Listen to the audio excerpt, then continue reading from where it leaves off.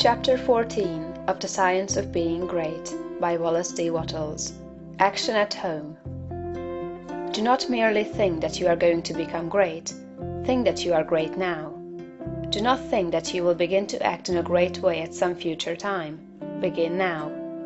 Do not think that you will act in a great way when you reach a different environment. Act in a great way where you are now. Do not think that you will begin to act in a great way when you begin to deal with great things. Begin to deal in a great way with small things.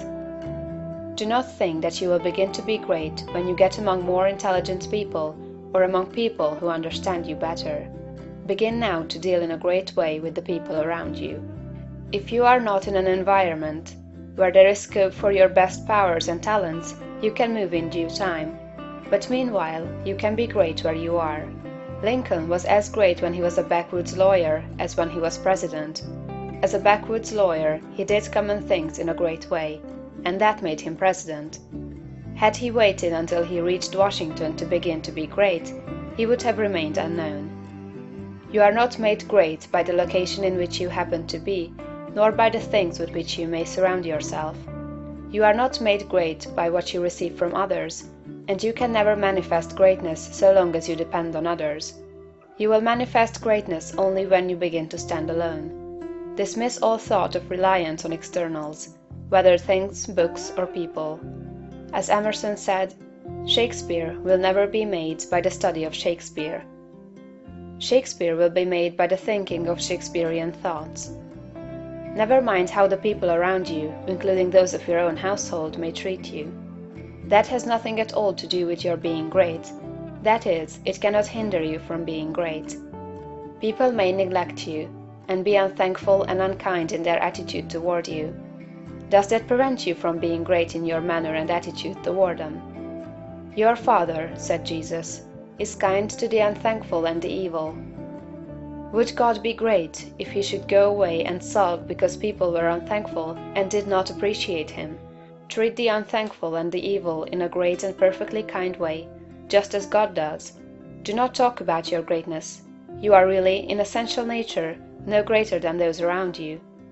You may have entered upon a way of living and thinking which they have not yet found, but they are perfect on their own plane of thought and action. You are entitled to no special honor or consideration for your greatness. You are a god, but you are among gods. You will fall into the boastful attitude if you see other people's shortcomings and failures and compare them with your own virtues and successes. And if you fall into the boastful attitude of mind, you will cease to be great and become small. Think of yourself as a perfect being among perfect beings, and meet every person as an equal, not as either superior or an inferior. Give yourself no airs. Great people never do. Ask no honors and seek no recognition. Honors and recognition will come fast enough if you are entitled to them. Begin at home. It is a great person who can always be poised, assured, calm, and perfectly kind and considerate at home. If your manner and attitude in your own family are always the best you can think of, you will soon become the one on whom all the others will rely. You will be a tower of strength and a support in time of trouble. You will be loved and appreciated. At the same time, do not make the mistake of throwing yourself away in the service of others. The great person respects himself.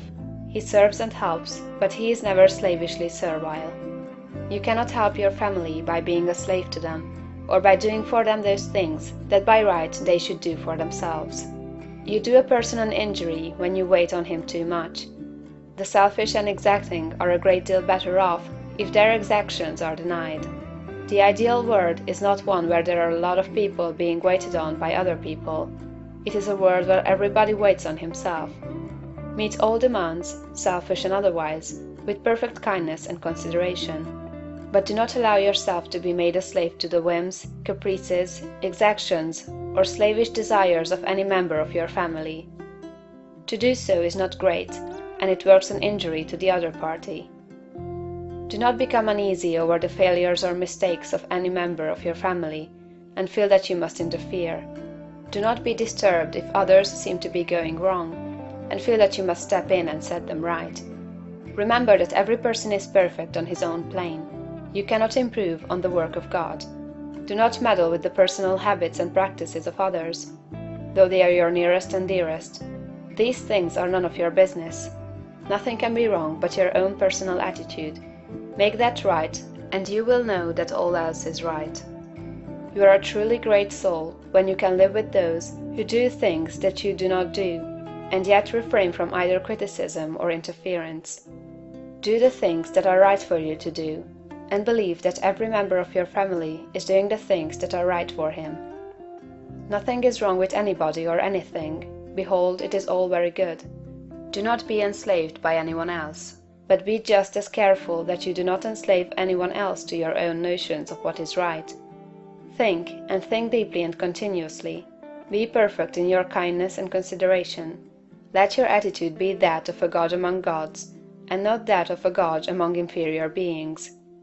This is the way to be great in your own home.